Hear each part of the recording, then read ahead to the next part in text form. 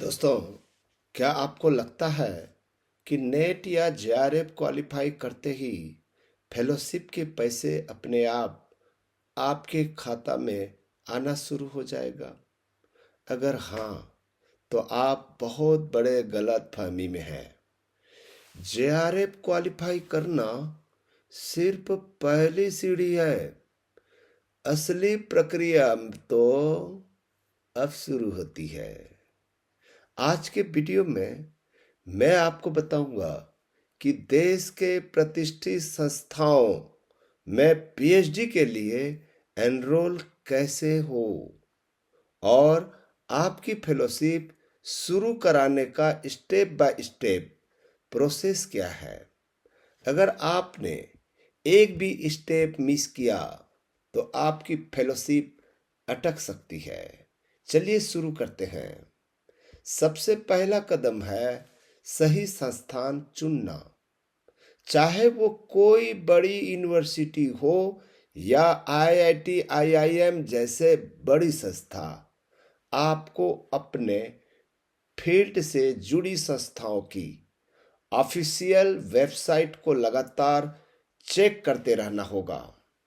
आमतौर पर अभी अभी अभी फरवरी के बाद मार्च, अप्रैल, मई और ये जो जून, 4 महीना है या अधिकतम अगस्त तक ज़्यादातर यूनिवर्सिटीज़ में पीएचडी के आवेदन शुरू हो जाते हैं। हमारा सलाह यह है कि आप किसी एक खास यूनिवर्सिटी के भरोसे हाथ पर हाथ धरकर न बैठें।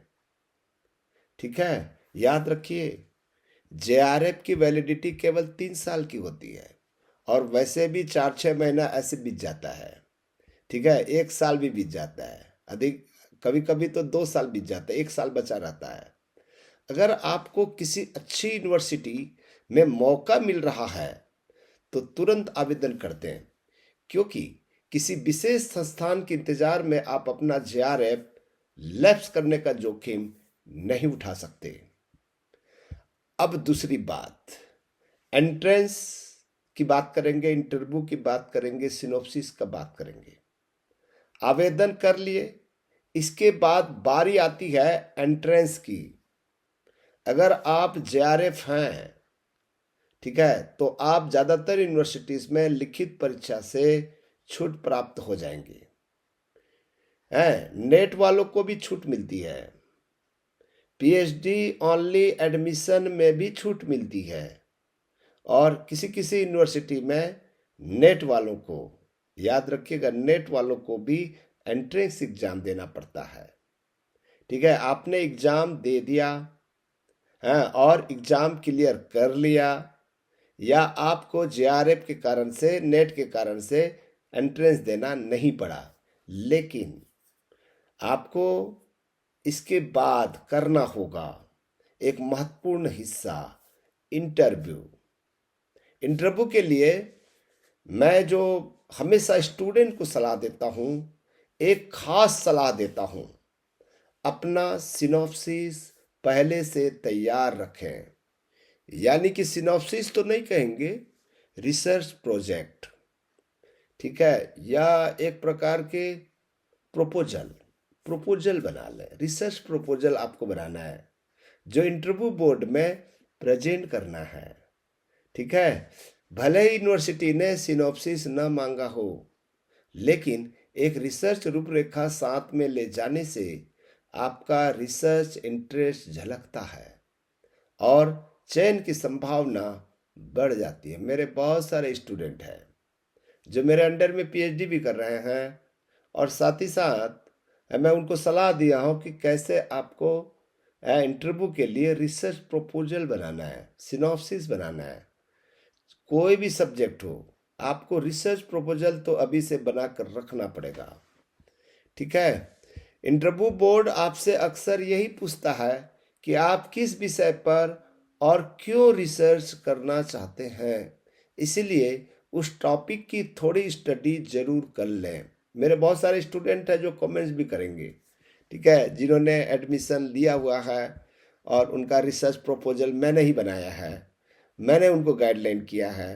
आप भी ऐसी स्थिति है तो आप ज़रूर मुझे संपर्क करें। इन इन पर जो आपको काम करने की ज़रूरत है। इंटरव्यू क्लियर होने के बाद यूनिवर्सिटी आपको एनरोल करती है। कुछ यूनिवर्सिटी रिजल्ट आते ही सीधे एनरोल कर लेती है, जबकि कई जगहों पर 6 महीने का पीएचडी कोर्स वर्क अनिवार्य होता है। ये 6 महीने का जो पीएचडी कोर्स वर्क है ना, ये अनिवार्य होता है, याद रखिएगा।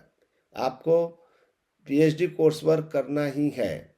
यदि पीएचडी कोर्स वर्क नहीं हो रहा है तो मान के चलिए आपका डिग्री हो जाएगी फर्जी।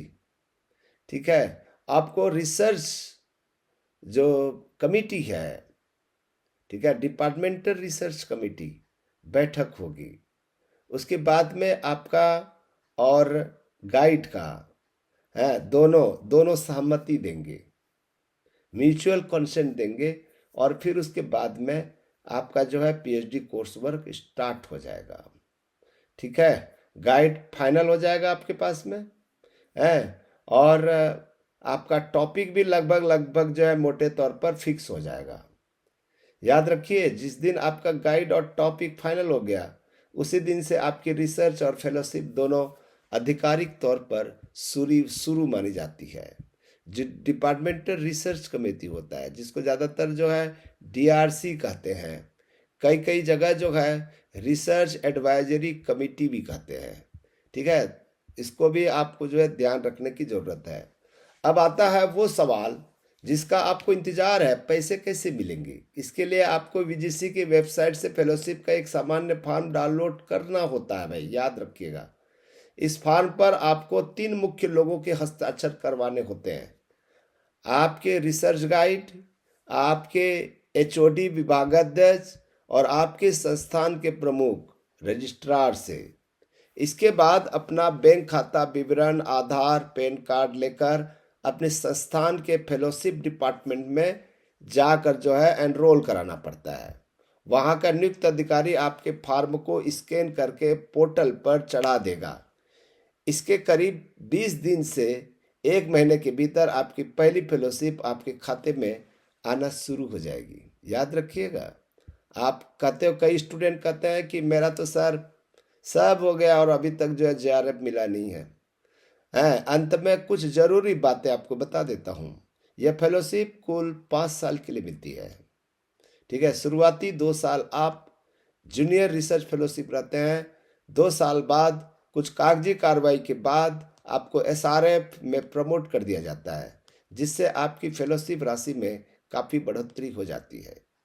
इसमें एक चीज़ समझना है, गाइड का निर्णय जो है आपके लिए अंतिम होता है। ठीक है, यदि आपसे वो कहे 2 दूनी 4 नहीं होता मिस्टर, ठीक है, 2 दूनी 5 होता है, तो यदि आप यस सर कह सकते हो तो पीएचडी करें। ठीक है, वो जानबूझकर आपको बेवकूफ़ नहीं बनाता है। वो कहता है कि हमारे बात को सुनो, और 2 दूनी 5 कैसे हुआ हम बताएंगे, चिंता मत करिए आप।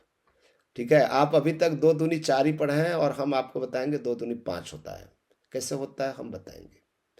ठीक है, ध्यान रखें। अगर 5 साल में आपकी रिसर्च पूरी नहीं हुई तो यूनिवर्सिटी आपको रिसर्च के लिए एक्सटेंशन तो दे सकती है, लेकिन फेलोशिप 5 साल के बाद 1 दिन भी नहीं मिलेगी। इसलिए कोशिश करें इसी समय सीमा में अपना काम पूरा कर लें। दोस्तों, पीएचडी का सफ़र धैर्य का काम है, लेकिन सही जानकारी हो तो यह आसान हो जाता है। अगर आपके मन में फेलोशिप या एडमिशन से जुड़ा कोई भी और सवाल हो तो मुझे कमेंट्स में ज़रूर लिखें। आप सभी को आपके उज्जवल भविष्य के लिए मेरे ओर से आपको ढेर सारे शुभकामनाएं। वीडियो पसंद आया हो तो लाइक शेयर करना न भूलें। नमस्कार दोस्तों, मुझे बहुत अच्छा लगा आपको मार्गदर्शन करके।